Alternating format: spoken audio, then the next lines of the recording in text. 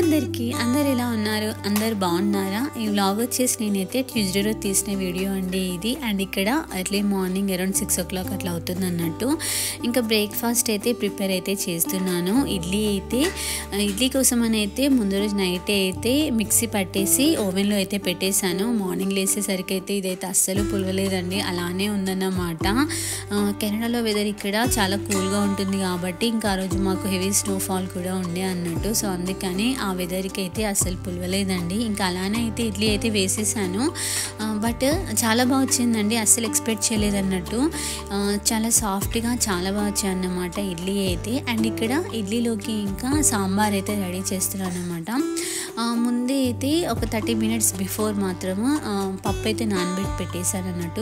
తొందరగా కుకింగ్ అయితే కంప్లీట్ అయిపోతుంది అనేసి పప్పు నానబెట్టేసి ఉడకబెట్టి పెట్టేశాను అన్నమాట. అండ్ ఇక్కడ ఇంకా అన్ని వెజిటేబుల్స్ అయితే వేసేస్తున్నాను అన్నట్టు. సాంబార్లోకి అన్ని వెజిటేబుల్స్ యాడ్ చేయడం వల్ల చాలా బాగుంటుందండి సాంబార్. అండ్ పిల్లలకు కూడా చాలా హెల్దీ అన్నమాట. సో ఇట్లా అన్నీ అయితే వెజిటేబుల్స్ అయితే యాడ్ చేసేసి అయితే కుకింగ్ అయితే చేసేస్తూ ఉంటాను అన్నట్టు పిల్లల కోసం అనేసి.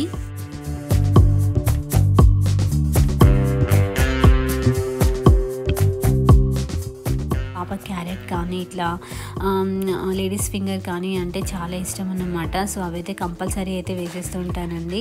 సో ఇలా అన్నీ అయితే వేసేసి ఒక సాల్ట్ వేయడం వల్ల అయితే తొందరగా కుక్ అయిపోతుంది అన్నట్టు వెజిటేబుల్స్ అయితే. సాల్ట్ అయితే యాడ్ చేసేసి అయితే వీటిని లో ఫ్లేమ్లో అయితే మగ్గిచ్చేసేస్తాను అన్నట్టు. ఇవన్నీ చక్కగా కుకింగ్ అయితే అయిపోయాక ఉడకబెట్టిన పప్పు కూడా యాడ్ చేసేసి అయితే చింతపండు అయితే వేసేసి టేస్ట్కి తగ్గట్టు కారం కానీ ఉప్పు కానీ ధనియా పౌడర్ కూడా వేసేసి కొన్ని వాటర్ యాడ్ చేసి అయితే లాస్ట్కి సాంబార్ అయితే మరిగిచ్చేసేస్తానండి. ఇది చక్కగా మరిగిపోయిన తర్వాత అయితే నేను ఎప్పుడు సాంబార్ చేసినా కానీ నెయ్యితో అయితే తాలింపు అయితే వేస్తూ ఉంటాను అన్నట్టు. నెయ్యితో తాలింపు వేస్తే అయితే చాలా బాగుంటుందండి టేస్ట్ మాత్రము. మీరు ఎప్పుడైనా ట్రై చేయకపోతే మాత్రం నెయ్యితో అయితే తాలింపు వేసి ట్రై చేసి చూడండి, చాలా బాగుంటుంది. టేస్ట్ అయితే మీకు డెఫినెట్గా కూడా నచ్చుతుంది అన్నట్టు.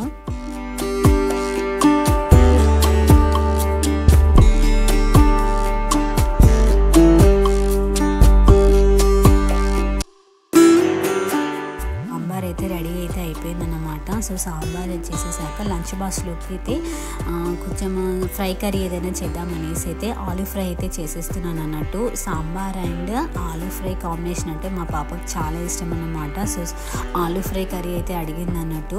సో అందుకని తన కోసం అని అయితే ఆలూ కర్రీ కూడా చేసేసి అయితే సో బాక్స్ అయితే పెట్టేశాను అన్నట్టు. సో మా హస్బెండ్కి అయితే లంచ్ బాక్స్ అండ్ బ్రేక్ఫాస్ట్, పాపకి కూడా బాక్స్ అయితే పెట్టేశాను. ఇంక ఇక్కడ బస్ స్టాప్కి అయితే వచ్చేసామన్నమాట. సో ఆల్రెడీ బస్ కూడా వచ్చేస్తూ ఉంటుంది.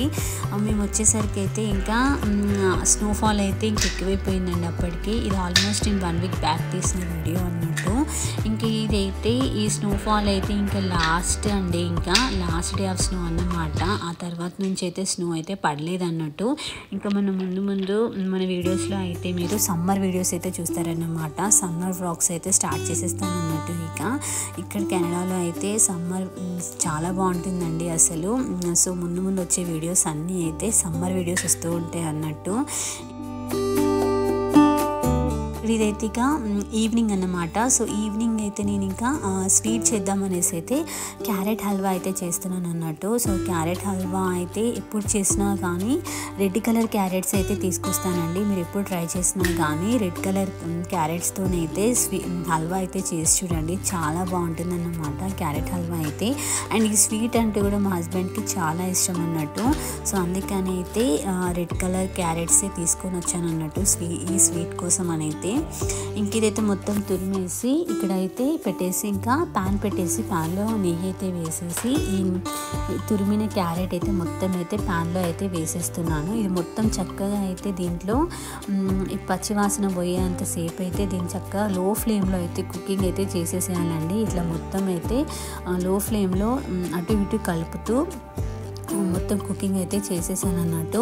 ఇది మొత్తం అయితే పచ్చివాసన పోయేంతసేపు కుకింగ్ అయితే చేసిన తర్వాత 2 glasses ఆఫ్ మిల్క్ అయితే యాడ్ చేసేస్తున్నాను. మిల్క్ కూడా చక్కగా మొత్తం కుక్ అయిపోవాలండి. లో ఫ్లేమ్లో అయితే ఈ మిల్క్ అనేది మొత్తం కుకింగ్ అయితే చేసేసానన్నమాట. క్యారెట్ ఇది కూడా మొత్తం అయిపోయాక ఇక్కడ చూడండి ఎలా ఉందో, మొత్తం అయితే చక్కగా కుకింగ్ అయితే అయిపోయిందన్నమాట. సో మిల్క్ అనేది ఇది కనిపించకుండా లో ఫ్లేమ్లో అయితే కుకింగ్ అయితే చేసేసేయాలి. ఇదంతా అయిపోయాక అయితే ఇదే గ్లాస్తో 2 గ్లాసెస్ ఆఫ్ షుగర్ కూడా యాడ్ చేసేసాను అన్నట్టు. సో ఇలా షుగర్ మన టేస్ట్కి తగ్గట్టు అయితే యాడ్ చేసేసుకొని చక్కగా లో ఫ్లేమ్లో అయితే కలుపుతూ ఉండాలండి. హై ఫ్లేమ్లో మాత్రం అస్సలు పెట్టి కుక్ చేయొద్దు. హై ఫ్లేమ్లో పెట్టడం వల్ల అయితే కింద అనేది మొత్తం మాడిపోయి అసలు టేస్ట్ అనేది మొత్తం చేంజ్ అయిపోతుంది అన్నట్టు, అస్సలు బాగుండదు అన్నమాట. సో ఇట్లా మొత్తం కుకింగ్ అయితే అయిపోయాక ఇంకా ఇలాచీ పౌడర్ అయితే యాడ్ చేసేస్తున్నాను అన్నట్టు. టేస్ట్ అయితే చాలా బాగా వచ్చిందండి. మా హస్బెండ్కి చాలా నచ్చిందన్నమాట.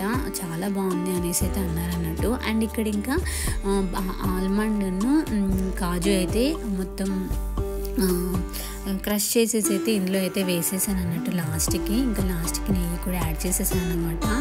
చాలా బాగుందండి. మీరైతే డెఫినెట్గా ట్రై చేసి చూడండి, మీకు కూడా డెఫినెట్గా నచ్చుతుంది అన్నట్టు.